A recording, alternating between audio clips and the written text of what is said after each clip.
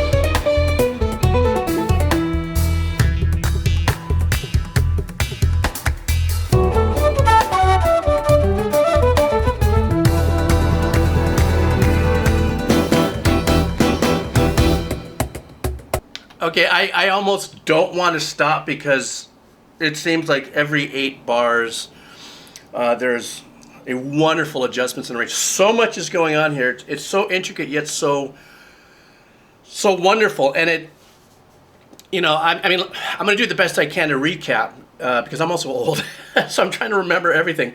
Let's just start from the beginning. The mouth harp. What I find unique about that is if you listen to it engineering-wise, you hear a little delay off of that, which is really nice. It kind of means, to me, it's starting to set a different set of tempo possibilities that might be coming out of the arrangements. Then as the arrangements start to grow, I mean, it's a little overwhelming for me to try to dissect this without having to go back, re-listen, go back and re-listen. But then you get the choral work, the voice work in the background, with a very unique, wonderful lower register part of the composition of that choral work that's coming. And then once the drums come in, I glam on engineering all the time because me being an old engineer from the old analog days all the way through, well, I still have to be my own engineer now with composition, but absolutely wonderful, wonderful engineering. Everything is super, super tight. The drum sounds and the kick and everything is that kick is so well compressed, but it doesn't lose any of its juiciness. That's for the engineers. So now we have the singing that actually comes. The melody is absolutely beautiful.